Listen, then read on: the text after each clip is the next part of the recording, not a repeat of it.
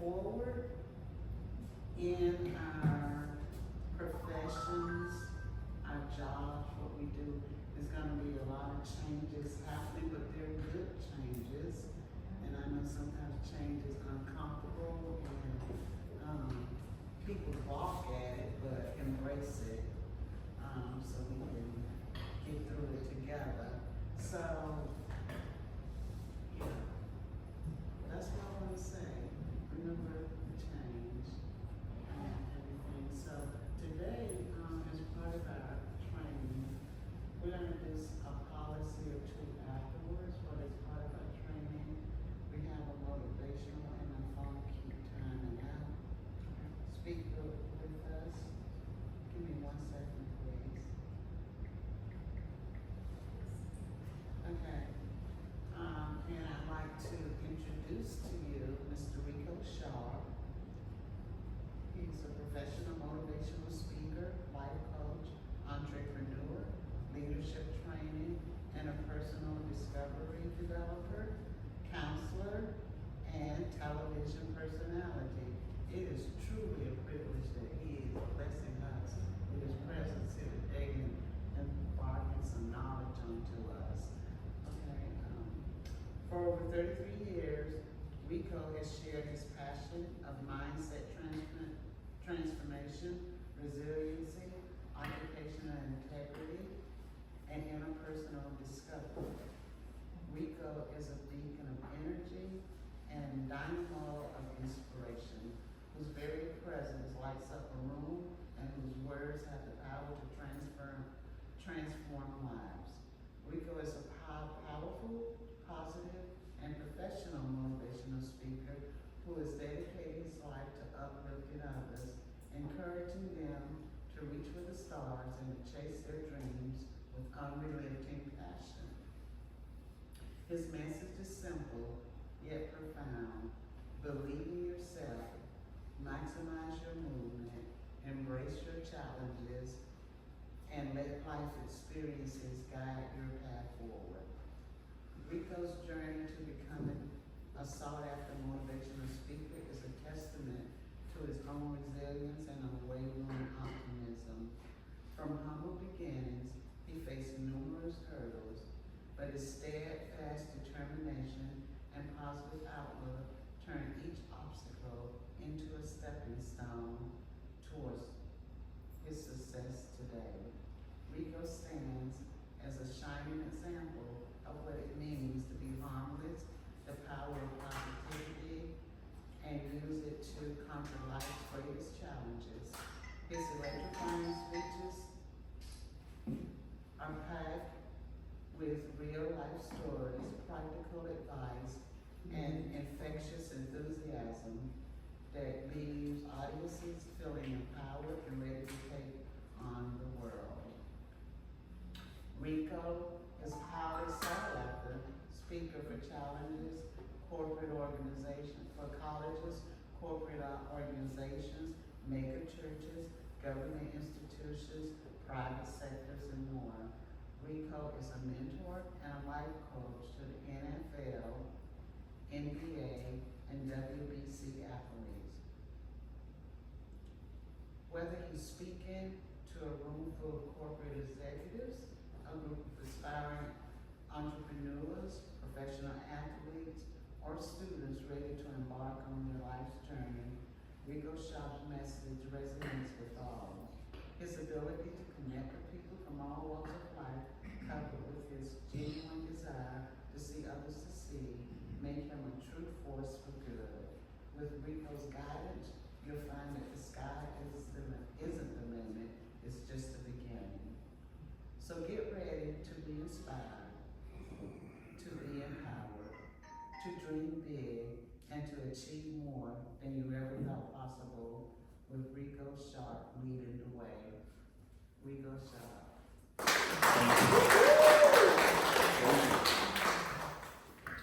All right, well, I really feel privileged and honored to be here with you today. I'm going to ask you, if you will, to put your hands together for our visionary and founder, Ms. Flowers. Can you do that for me, please?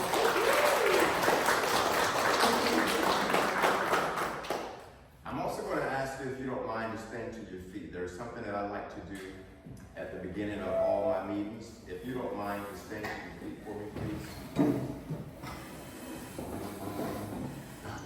And if you will, just look at somebody either on your left or your right and say this to them.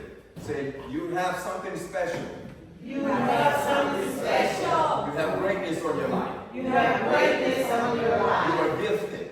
You are gifted. You are talented. You are You talented. are powerful. You are powerful. And you can do all things. And you can do all And nothing and nothing is impossible is impossible for you. for you. Okay, now one more thing here. If you would, just put your hand right here on your chest and repeat after me. Say, I am special. I am special. I have greatness on my life. I have greatness on my life. There is nothing There is that I nothing cannot accomplish. that I cannot. I am talented. I am I am gifted. I am I am creative. I am great. I am powerful. I am I am blessed. I am And blessed. all things In all are possible are possible in my life. in my Now life. give yourself a round of applause. Thank you. Thank you. You may be seated. Thank you. It's an honor for me to be here today. And I do want to take a moment and talk to you about something that is very, very important. And basically, there's something that you have on the inside of you as a treasure, as a value, as a gift, as a talent, that you want to begin not only to harness, but to extrapolate, to bring from the inside of you. Working here for this wonderful organization gives you the opportunity to discover things about yourself that perhaps you didn't know prior. And that is to discover your uniqueness, to discover your passion, your purpose for life, your greatness, your fortitude, that which lives on the inside of you. You see, ladies and gentlemen, all of us have something that we can offer, something that we can contribute to humanity. None of us are alive just to exist from day to day. There's a bigger picture. And in the grand scheme of your life, you have to discover what that is that I have to offer the world. You know, your life is like a fingerprint or a snowflake. There is no two alike. There's no one else in this world like you. Doesn't matter if you're looking for another you in Asia, in Africa. It doesn't matter if you're looking for another you in Europe. There is no second person in this world quite like you. They may kind of resemble you. They may have certain familiarities.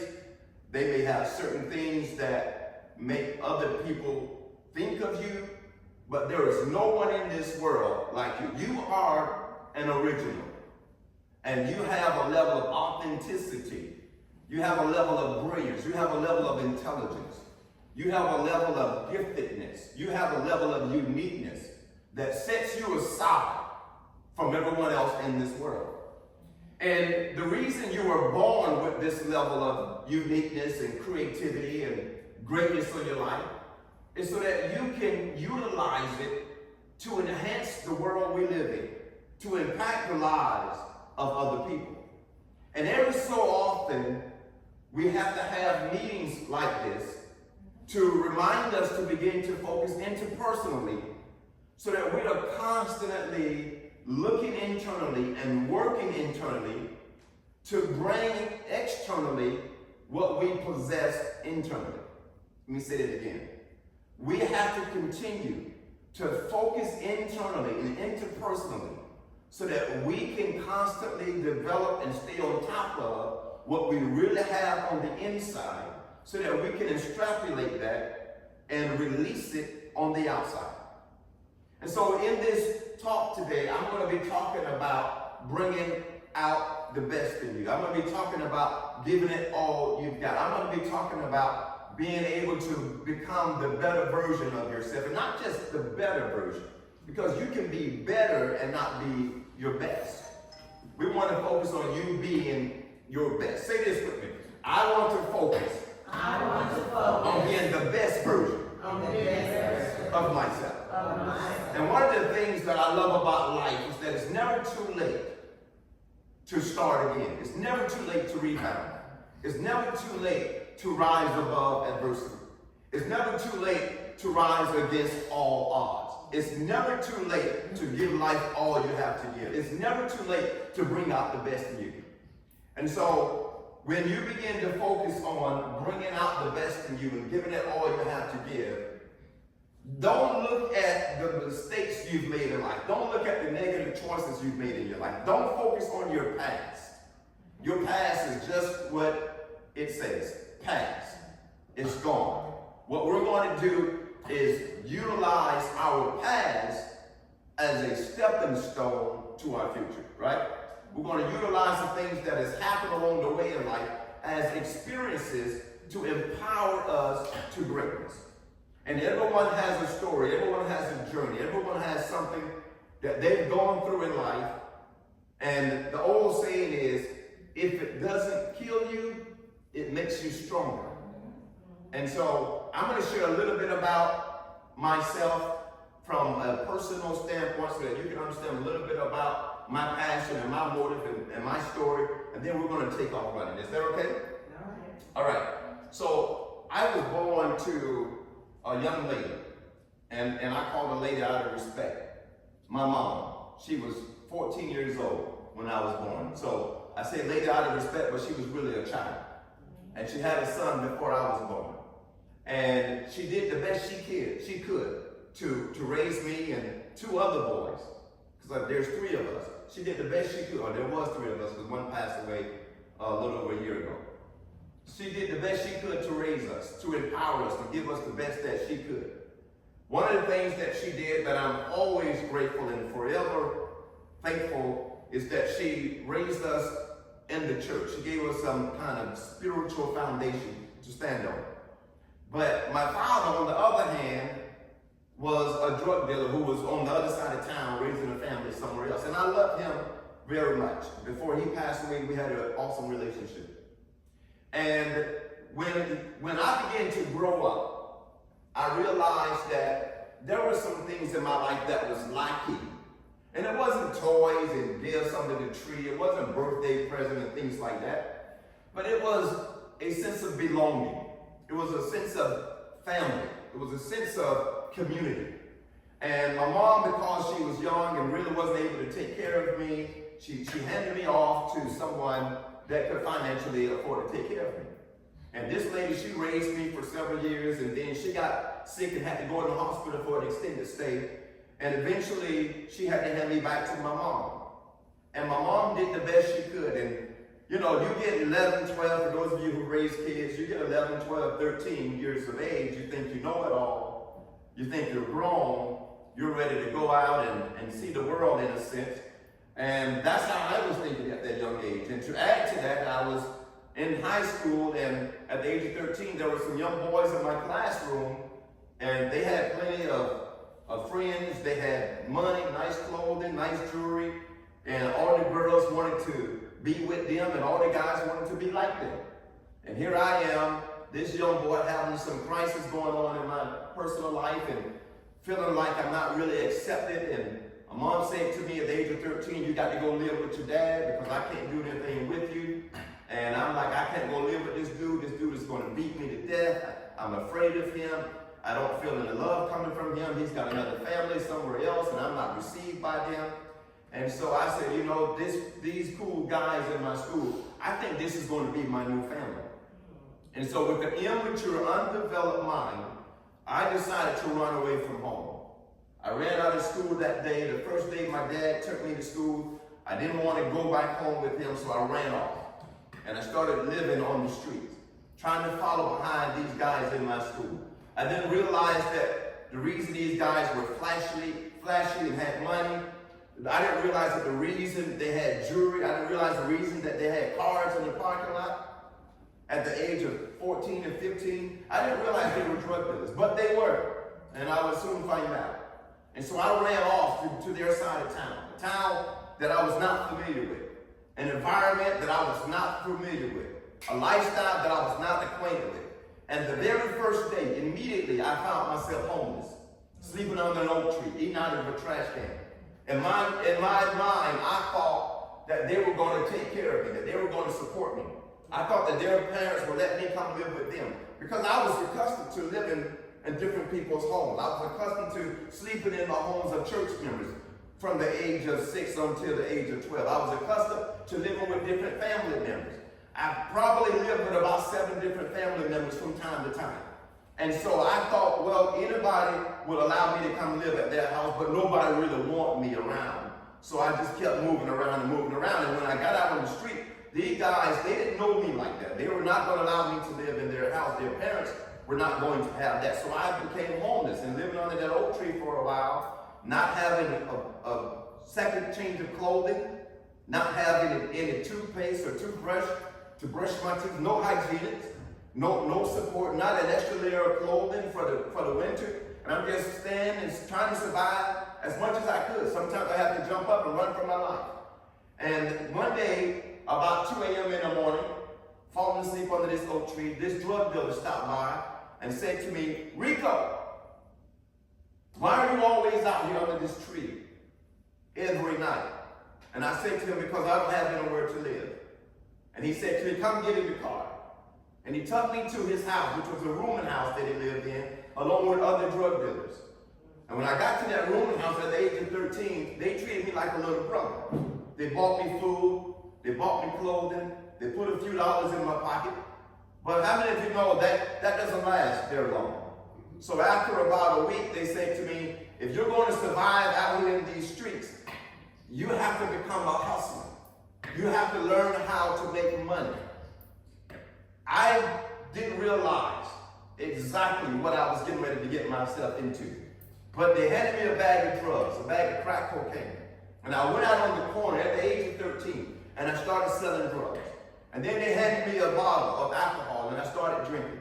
Then they handed me a joint and I started smoking marijuana. Then they handed me powder cocaine and I started snorting powder cocaine at the age of 13.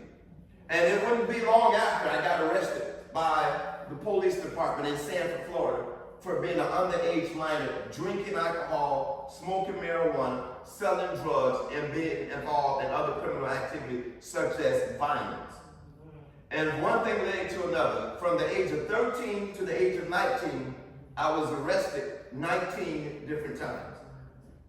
I was sent to prison 3 different times. And every time I would go in and get incarcerated, I would say to myself, I gotta change, I gotta change, I gotta change. I don't want to die in the street. I saw many people die in the streets. I saw many of my friends lose their life. I saw many people get life in prison. But it wasn't until the 19th time, ladies and gentlemen, it wasn't until the 3rd time in prison, but the 19th time being arrested, that I finally began to take my life serious. And I discovered while in jail that there was an opportunity for me to enroll in this vocational course called Interpersonal Life Skills. And I took advantage of that. And I said to myself, I'm going to change the way I think, because I realized that it is my mentality that creates my reality. Say this with me, my mentality creates my reality. And so at that juncture, I began to focus interpersonally on what I could do to change my life. And so there was this older Caucasian gentleman, which was more like a mentor to mine, who had done 30 years in prison and was never going home. Over the years, he had accumulated his own personal library.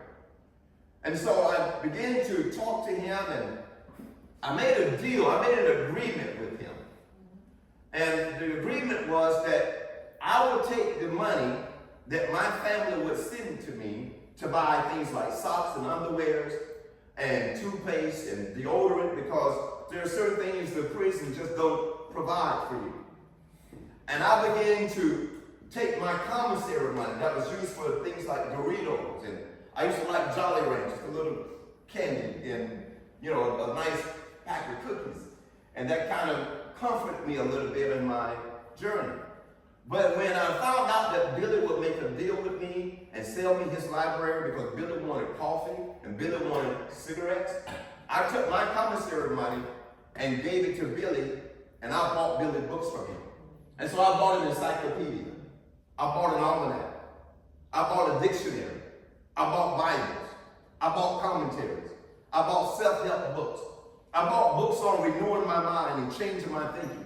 I bought books on establishing a foundation for faith.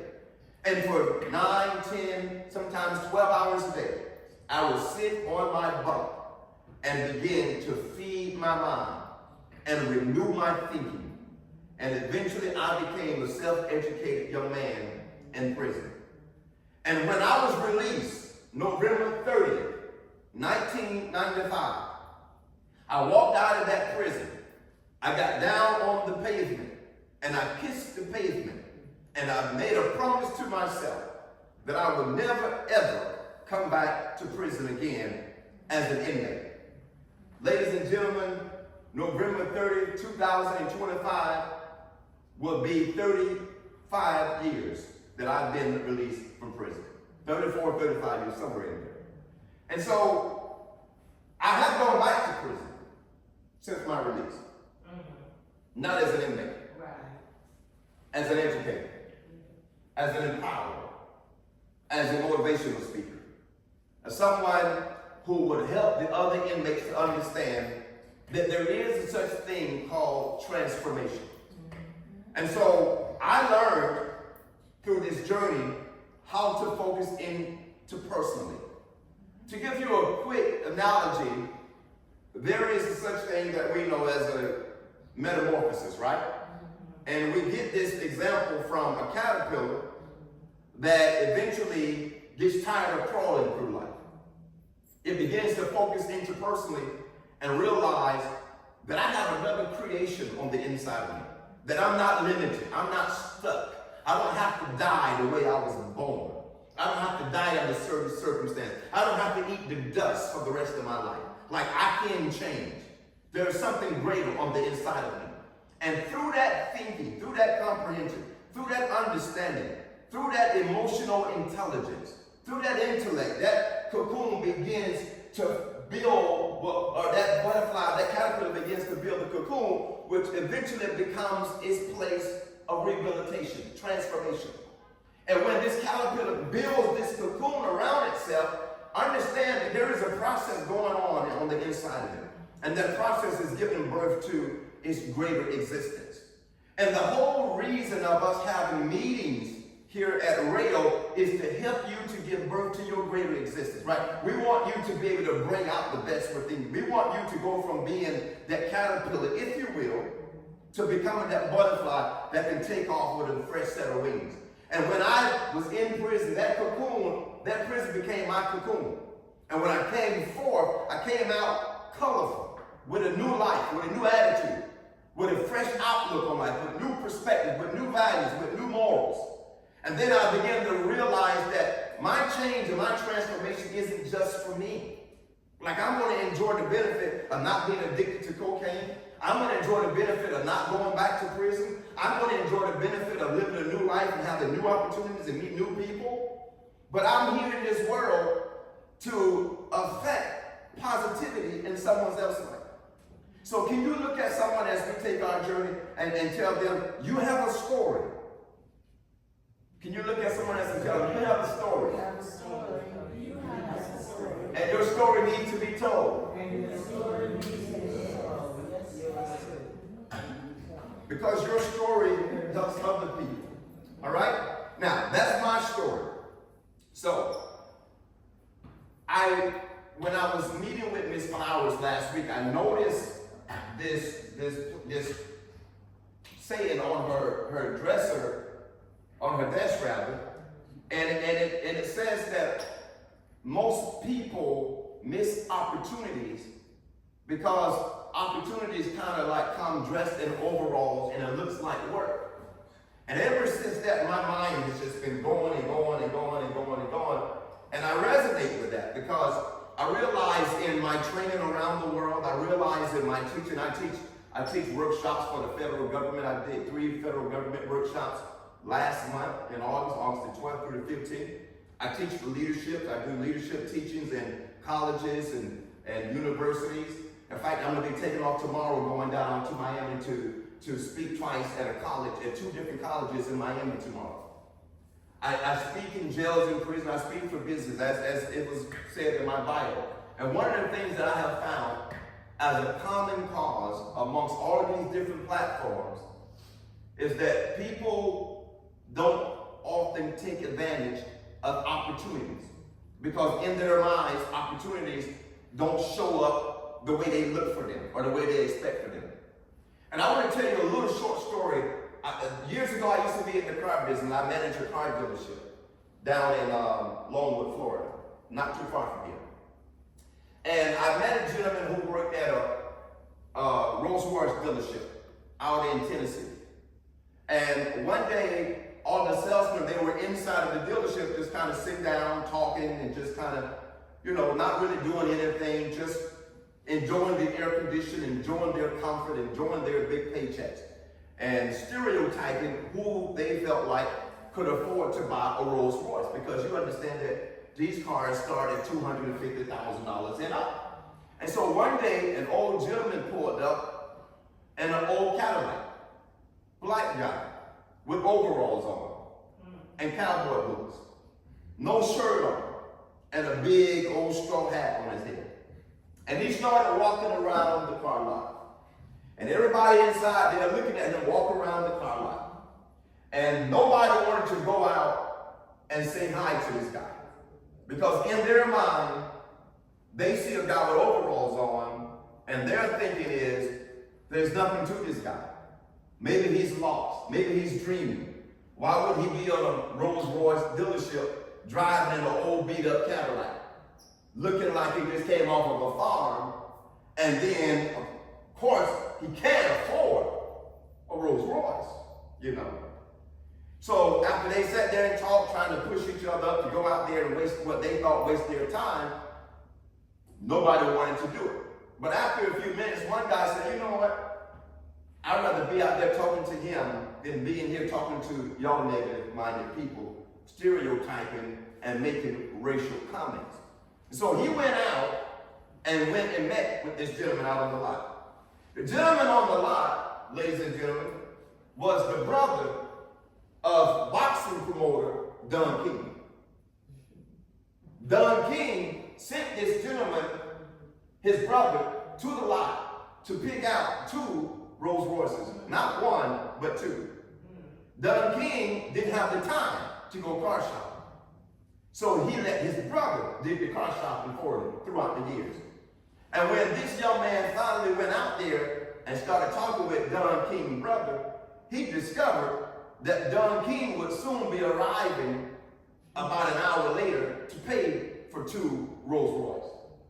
And this gentleman sold Don King 2 Rolls Royce, but it didn't stop there. Every couple of years, Don King would upgrade those Rolls Royces for other Rolls Royces. And this guy would be the salesman that eventually would become Don King's salesman and sell Don King 2 Rolls Royces every couple of years for several decades. Ladies and gentlemen, be careful when someone walks up with overalls on. Be careful when an opportunity is presented before you and it doesn't come dressed in high-heel shoes or a $5,000 suit. Be careful when an opportunity shows up and it doesn't look like the description that you have in your mind. Because opportunity, when they're really big opportunity, they're not going to show up to someone who is sleeping on their dream and sleeping on their purpose. So there's 3 things that I want to give you. If you got pen and paper, write this down. There's 3 things that I want to tell you that you want to always keep open. Number 1, always keep your heart open. Always keep your heart open. Why should you always keep your heart open? Because passion, purpose, it flows out from your heart. Power flows out from your heart. Love flows out from your heart. Grace flows out from your heart. And when you're in, not just in life, but when you're working in a corporation that deals with people on a daily basis, especially for what you do here at radio, you want to always keep your heart open. Don't just see your employment as a job and an opportunity to get a paycheck, but see it as an opportunity to make a difference in someone else's life. See it as an opportunity to be a world changer. See it as an opportunity to impact someone that is waiting for your touch, your originality, your authenticity, your uniqueness, your greatness, your talent, and your skill. Because there are people in life, they've been streamlined to come to you. And there's something about you, something about what you have to offer them that is tailor-made to fit whatever their problem or their issue may be. So always keep your heart open. Number two, always keep your mind open. Always have an open mind. Do not allow for your personal struggles and your personal challenges to close your mind to life's opportunity and to life's purpose. Always have the type of mindset and the mentality that I am living in this world to contribute to humanity. I want to leave my footprint, my handprint, my signature in this world. Like you want people to know that you were born with a purpose. Say this with me. I was born with a purpose. I was born with a purpose. And when you have an open mind, you're able to stay on top of that purpose by which you were born. As I said earlier, none of us are born by accident. You're not here by mistake. My mom did not plan to get pregnant with me at the age of 13 and give birth to me at the age of 14. But yet I realized that it was all part of a bigger plan. And I realized that it was meant for me to be born. You're here by divine design. And then when you have an open mind, you're able to pre-calculate certain decisions in your life. You're able to plan. You're able to dream. You're able to envision. And you're able to see past where you presently stand in life. And then thirdly, always keep your eyes open. You want to always have your eyes open so that you can see opportunities and maximize opportunities and seize the moment and be able to do the right thing at the right time to create more of an impact in this world. See, I'm talking to you today about what you can do for others and how you can change the world and how you can take radio to a whole nother level in this level of effectiveness, right? I'm talking to you about how you can work your position and change the landscape of what you do and enhance and advance the lives of humanity. I do believe that this day is a day that was foreordained or predetermined and predestined. It's like I believe that every day you wake up in the morning, it is a day that was foreordained, predetermined, and predestined. And you didn't just wake up in the morning. You didn't just wake up just because you want to be here. You woke up in the morning or this morning because there is a time clock affixated to your life. And that time clock, ladies and gentlemen, has given you just the amount of time that you need or just the amount of time that it takes to be able to do what you need to do in this world. You are not here to idly sit by. You are not here in this world just to get a paycheck. You are not in this world just to pay your bills. You are not in this world just to be a good mom. You are not in this world just to be a good dad or just to be a good employee, just to be a good husband, good wife, good boyfriend, good girlfriend, good fiance. All of those things are wonderful. But the core existence of your purpose exceeds that. There's so much more to you. Put your hand right here and repeat after me. I have greatness in my life. I have greatness in my life. You have greatness in your life. And the gift of life gives you a restart button. That doesn't matter if you were like Rico and you were in and out of jail and in and out of prison from the age of 13 to 19. There is an opportunity for you to start all over again. And then there's an opportunity for you to continue to bring forth your gifts and your creativity from the inside. The book of life says a good man or a good woman out of the good treasures of their heart bring forth good things. Can you look at somebody sitting at your table and tell them you have goodness inside of you? You have goodness inside of you. Now bring it out. Now bring it out. John, goodness inside of you.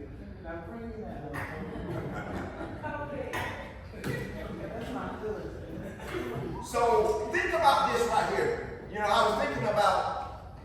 the name of your organization, Rising Against All Odds. And I started thinking, okay, I can see that very clearly. Like Ray Charles can see that, right? Stevie Wonder can see that. Because rising against all odds has nothing to do with your physical vision. It has all to do with your spiritual vision. This is where we get the word resilient. Resilient means to overcome adversity. It means to rise against all odds. And understand, there will be odds. You know that by living. There's this thing we call Murphy's Law. Murphy's Law suggests that anything can happen, will happen. Anything that can go wrong, will go wrong. You ever been driving home in your automobile trying to get there by a certain time, or trying to get to work by a certain time, or trying to get to a doctor's appointment by a certain time, and then you ended up with a flat tire in transition? And then you go to the trunk, and you either don't have a spare, or your spare is flat also? I remember one time I was in the car with my uncle, and we were coming back from this town called Zellwood, and we got a flat tire. And when he went to the trunk, he had 2 spare tires. And he got the first one out, put it on the car because it had some air in it, but there was like 5 of us in the car. And the car, when he put the tire on, it just went all, the tire, because of the weight, it just went off, the tire went all the way down. And then we took that one off and got the second spare tire out the trunk. And when he put that one on the car and all of us jumped in, that one went all the way down too. And we were stuck like Chuck with 4 flat tires in the seats. We couldn't move. What does that mean? Anything that can go wrong will go wrong. But what does it require when things go wrong? It requires resilience. It requires you to grab resiliency by the horns and say, I'm going to use you to my advantage to overcome my adversity. Will there be problems in your personal life that if you allow it, it interferes with your professional life? Absolutely. Will there be moments in your life that make you feel like quitting, that make you feel like this is not worth it? Absolutely. Will there be times in your life where you feel like, man, I can't take it anymore. Oh God, why is this happening to me? And God is like, and your heart is like, why not? Who else should it happen to? Would you rather give me an email list of people you prefer? Listen, when things go wrong in your life, don't go with them. When things fall apart in your life, don't fall apart with it. When people you love die and go to the grave, don't go to the grave with them.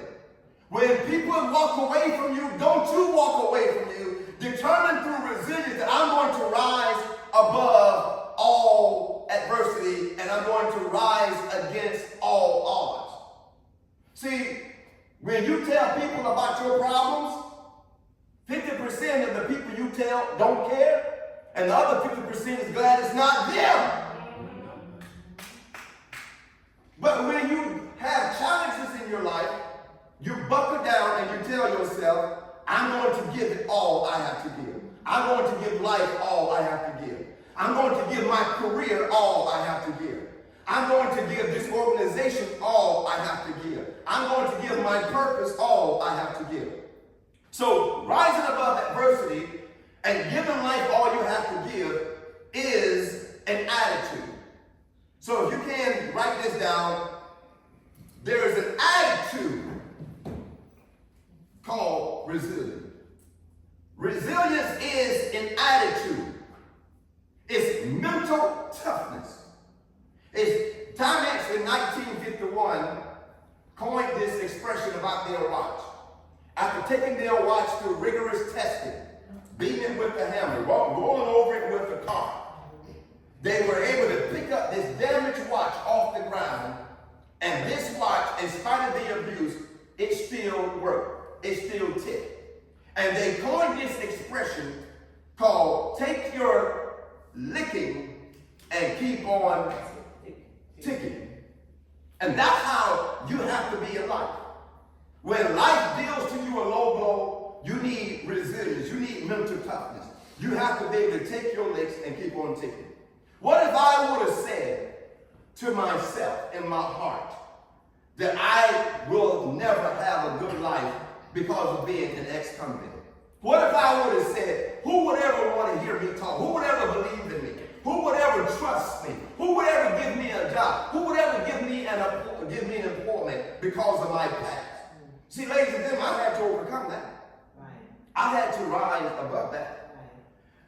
when you develop an attitude that you're going to give it all you got, you're going to come into a state of mind where you're unwavering with your commitment concerning your career, your promotion, and your dreams. How many of you have dreams in life? Great. The dream is something that you want to accomplish in life before your time expires. Right? Okay. Let's go on. Put your heart and soul into your commitment. Be passionate and hungry about your career, your goals, and your dreams. When I say that you put your heart and soul into your commitment relative to your employment here at this great organization, I'm saying to you, be passionate about what you do. Be passionate about it. I mean, you're dealing with people. You're here to help people who life has beat down and brutalized. And when people come to you, they're coming, some of them on fumes. Some of them, they're on their last leg. Some of them, if they were a cat, they come to you on their ninth life. And what has to happen is that you have to release from your heart the passion, the care, the love, the concern, the patience to deal with people, to help people rise against all odds. But in order for you to effectively do that, you have to be passionate about your assignment. You have to be passionate about your purpose. When people are not passionate on their jobs, they do barely enough to get by, and their employer pays them barely enough to keep them from quitting.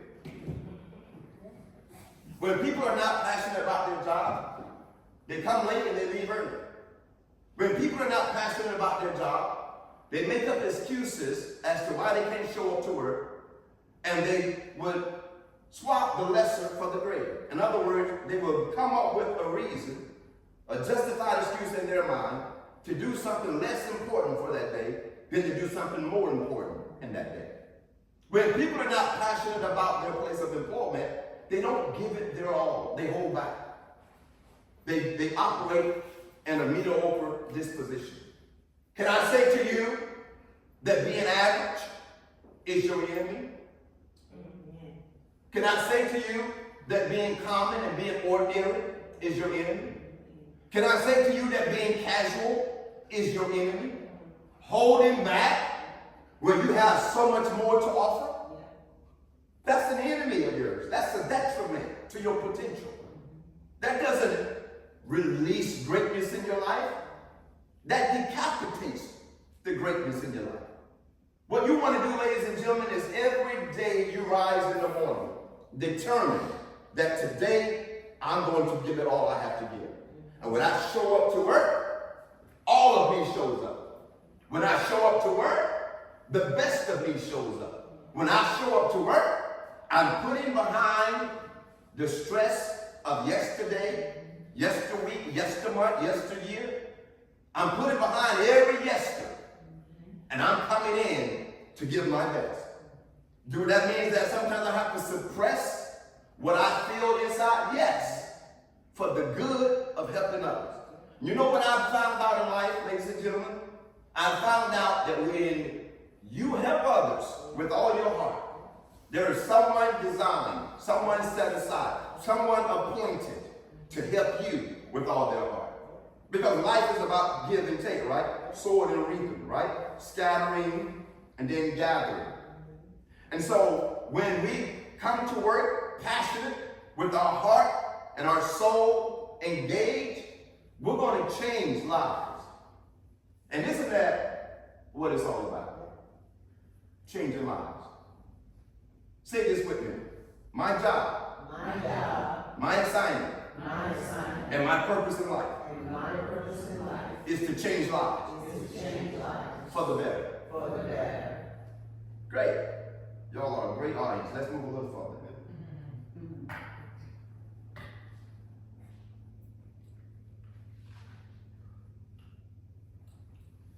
Maximize your moment. Seize every opportunity to take advantage of the resources made available on your job and through other sources.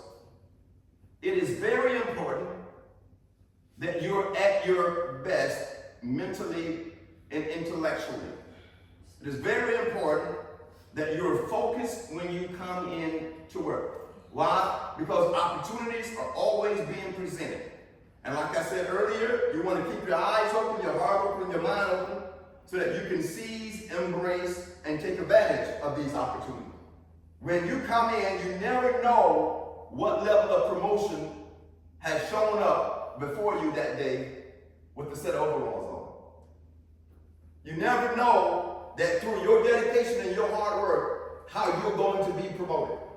You never know what level of enhancement to your career is going to be afforded you through your passion, your dedication, and your hard work.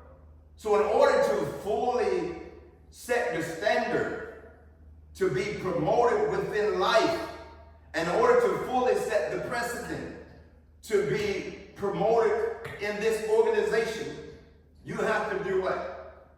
Seize the moment to maximize every opportunity. Sometimes when I go into a store and I have a difficult time finding something, and I ask one of the employees for help, I'm always paying attention to how they respond. There was a time that I was a customer relations manager. And in customer relations as a manager, I taught my employees how to have 5-star customer service. You want to represent the company in a way where the CEO, the president, can come to you and say, I'm glad to employ with us because you're a blessing to this organization. So when I go into department stores and I ask for some help or some direction, there's one or two people that you're going to come in contact with. One, someone who points in the direction and say, it's over there around the corner on aisle 5 down on the bottom shelf. Which, if you're like me, and I'm just going to be honest with you, I don't really like looking for a whole lot of stuff. You know, I want to know exactly where it is. Because I can spend 15 minutes looking for something that's just right there in front of me.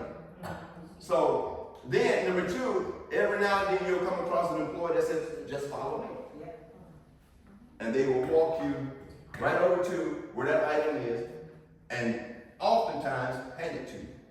Now, when I meet someone like that, I want to go in my pocket and pull out $10 and give them a tip. Because I feel like that they maximize the moment to show me that I'm important enough to them that I can stop for a moment and give them the help that they need. See, moments are always created for you to show what you're really made of. Moments are always created for you to identify with the opportunity and then maximize the opportunity. But if you are sleeping on the job, and when I say sleeping, I'm not talking about taking a nap. I'm talking about having your eyes closed, your mind closed, your heart closed. If you're sleeping on the job, when opportunity shows up, you're going to miss that opportunity because you are not fully engaged in that moment. Say this with me. I want to always maximize the moment. Maximize the moment. A few days ago last week when I showed up to Rayo and I came around to the back of the building, this young lady, she saw me and she stopped for a moment to engage me. She said, how can I help you? And I proceeded to tell her who I am. And she wanted to know more about what she could do to help me. And I saw that and I'm like, no, I like that. Because when you meet somebody for the first time, you never know who you're meeting. You never know who you're running into. In fact, can I say to you that some of the most prestigious opportunities you get in life, it's not going to be dressed up with a 3-piece suit. It's going to come to you with overalls. And it's going to look like work. And it's going to look like something that you don't have the convenience to engage.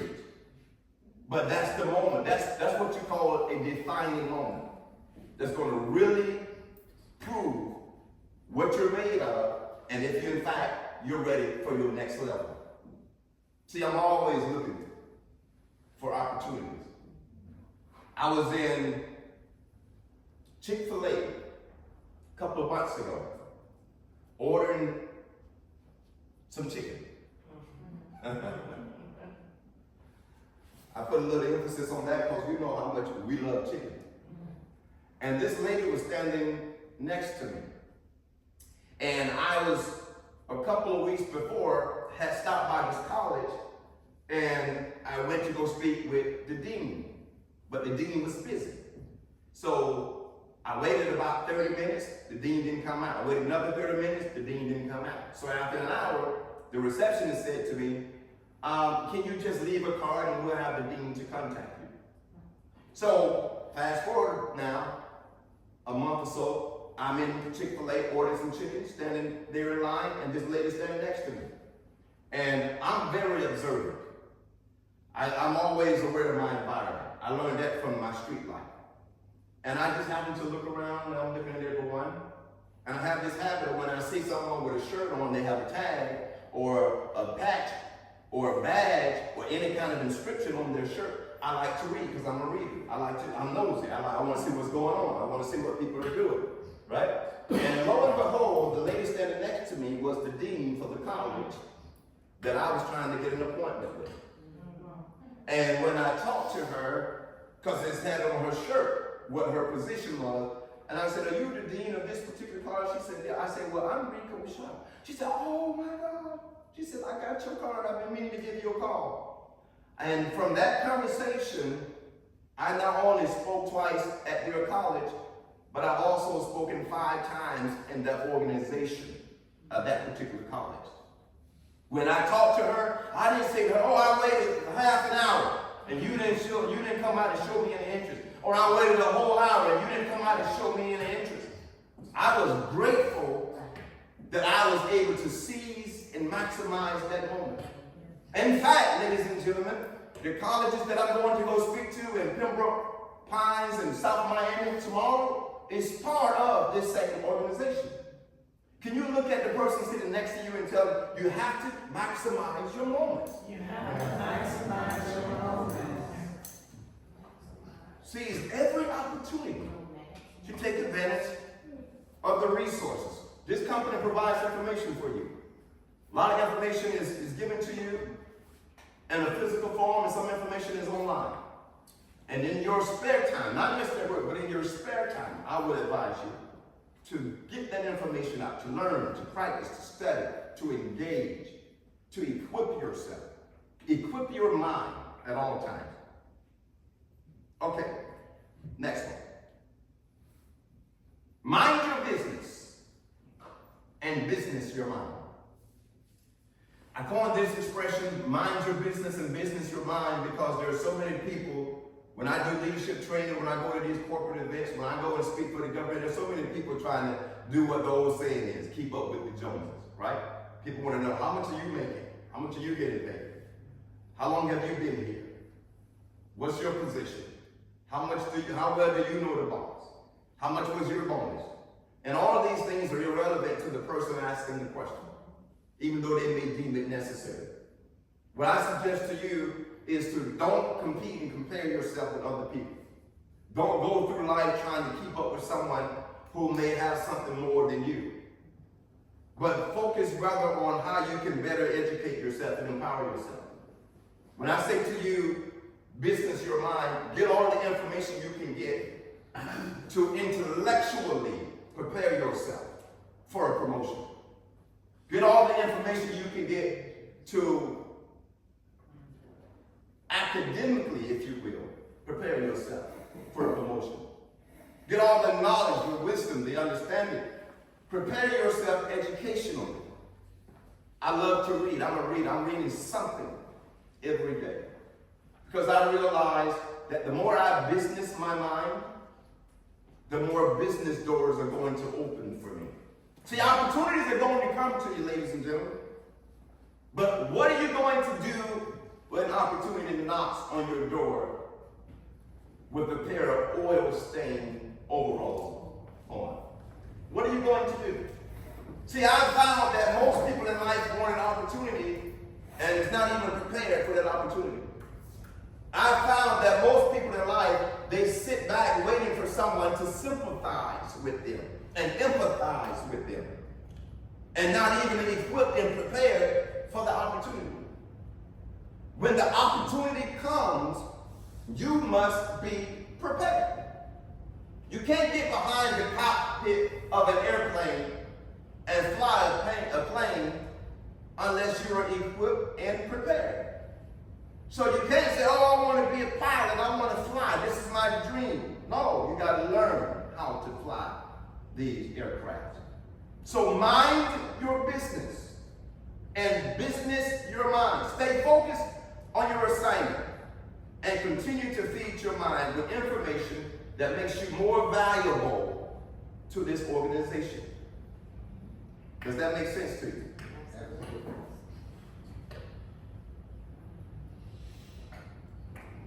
I'm going to need to get a time check because I do not have a watch on. So please let me know. It is my understanding. 9:32. 9:32. Great. And what time do we need to end this particular session? You can go as long as you need to. You might need, if there's a breaking point, if you're Certainly. you might take a break and get some drinks. Okay. Think about it. So let's take a break at 9:45. If it's 9:32 now. So that gives me about 13 minutes. All right, thank you. And if you could give me a time check, I would appreciate Absolutely. that. Yes. Number 5, continue to prioritize your perspective. First things always first, without compromise or deviation from your priorities. Always come to work mindful and focused on what it is that you do at Rail. I know it's difficult sometimes to differentiate between your personal life and your professional life.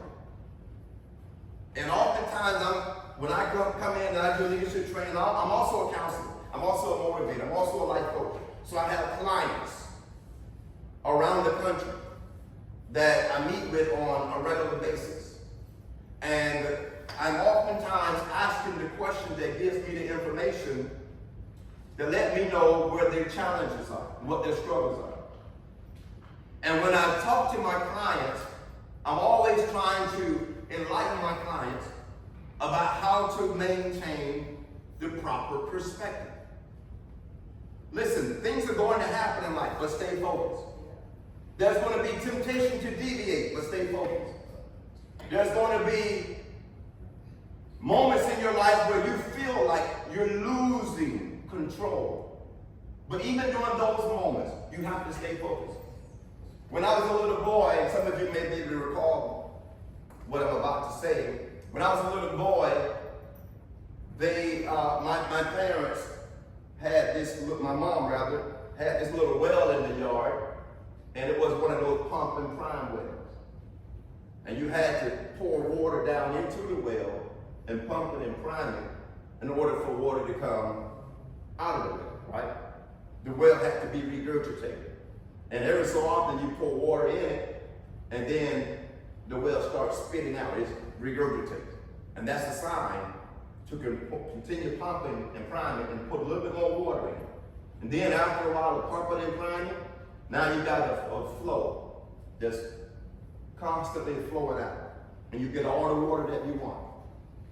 And I gave you that because sometimes that's how it is with your perspective. When you're going through your own personal problems and you're dealing with your day-to-day challenges, and maybe there's some turmoil in your marriage or in your relationship. Maybe your children are not doing so good at school. Maybe you got some things that's going on in your body with your health. Maybe your mind is going through different warfare. Maybe you got some personal financial issues. Maybe someone in your family that you love has passed away and life is trying to karate chop you or put you in the full Nelson or hit you with a low blow and hit you with an uppercut, and you're going through all of these changes and you're being stretched and you're being stressed and you're being perplexed and you feel depleted and exhausted and drained and dispirited and discouraged. And when you're going through these moments like this, you got to do like that old well. You got to put something in you and start pumping and priming. Put some advice in you, put some encouragement in you, and pump and prime so that you can get your perspective and your focus back. Sometimes you have to put some comfort in you. Do something you enjoy. Find someone to talk to. Confide in somebody. Find a confidant. Somebody that you can trust, that loves you genuinely. And get all, sometimes you have to listen to motivational speaking. Sometimes you have to just take some time and pray and talk to your creator. Sometimes you have to just walk off for a moment and talk to yourself. But whatever you have to do to get your perspective back, do that. You want to streamline your perspective because your perspective is important to your assignment. Every day you walk into work, you need to be focused. You need to know why you're here, what your assignment is today, what is required of you, and not lose sight of that. Not allow for your personal life to overpower your professional life and cause for you to start lagging at work because you have issues at home. Is that difficult? Yes. Is that challenging? Yes. But can I do it? Yes. See, ladies and gentlemen, some things in life aren't going to be easy. Some things in life are going to be difficult. Some things in life are going to be hard. But if it's hard, do it hard. If it's difficult, then do it difficult. If it puts a strain on you, then work through the strain. If it causes for you to have to go the extra mile, go the extra mile. If you got to do it crying, do it crying. If you got to get up and go to the bathroom and wash your face with cold water and dry your eyes, then go do that. Because at the end of the day, you maintain your perspective, you keep your focus, and then you come back in to work the next day, and you feel great that you were able to say, I did it, I made it, I got through that. It was hard, but I did it hard. It was difficult, but I did it difficult. It put a strain on me, but I worked through the strain. It was tough, but I did it through the toughness. You see, ladies and gentlemen, tough times don't last always, but tough people do. And when the going gets tough, tough people gets going. Be willing to do today things that others won't do, so that you can have tomorrow things that others won't have. Be willing to give to life the passion you aspire, so that life can give to you the dream you desire. Understand that sometimes when you have challenges and road bumps in the road, speed bumps, pits, sometimes you're going to have traps that have been set for you in life. Understand that I am stronger than my adversity. And I got to maintain this perspective. The book of life says you can do all things and nothing is impossible for you. This is an attitude, ladies and gentlemen. This is how I live my life from day to day.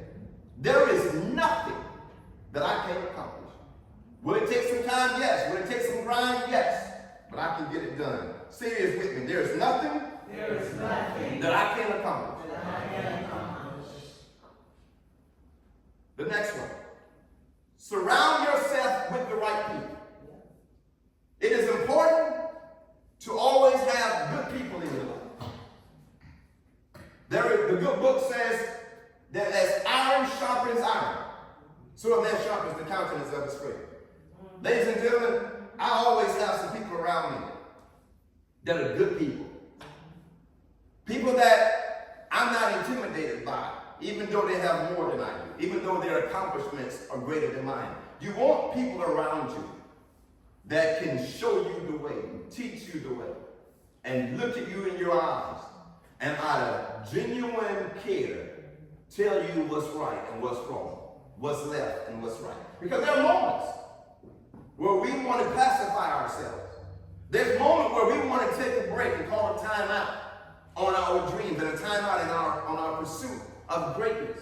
There are moments when we feel like we just want somebody to come and sit on the side of the bed next to us and then just sympathize with us and feel sorry for us and tell us how we have a right to want to cry, and we have a right to want to give up, and we have a right to want to quit on our dreams and on life.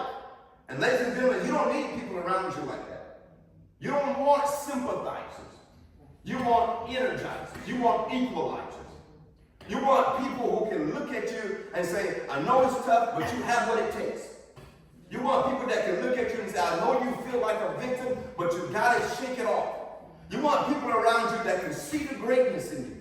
You want coaches, you want mentors, you want people that can look at your weakness and look at your insufficiency and say, we can work through this, we can work on that, we can improve that. You need people People around you that's going to help hold you accountable. You don't want so-called friends that always agree with you, even when you yourself know you're wrong. Or you yourself know you can do better. That somebody could be your mother, your father, your grandparents, a sibling, a friend, an employer. Those people who can help you through life can be somebody that you never had a previous or prior relationship with. But they have been positioned in the right place at the right time to help you so that you will always be surrounded with the right people in your life. Are you with me? Have confidence in you. Believe in your ability to make your dream your reality. You have what it takes and you are enough. Don't allow for other people's opinion of you to minimize your confidence in yourself. If people can't see your greatness and see your uniqueness and see the level of your productivity and your intelligence, that means they're blind, not you. When people think small of you and tend to want to reduce you down to your lowest common denominator, do not borrow their mathematical equations. They don't know how to count. Know who you are and live by the standards of your dreams and the principle of your vision. Understand that you can do what it is that you want to do in this life. See, there was a moment when I first made up my mind that I'm going to start speaking. I battled with the confidence of being on stage. But I soon worked through that, through certain personal practices that I had. Now I'm speaking to thousands of people in an auditorium at a time.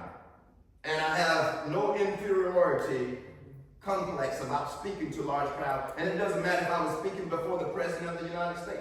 In fact, a couple of weeks ago, when I spoke at this leadership conference for the federal government, some of the people I spoke to actually work in the Oval Office of the President of the United States.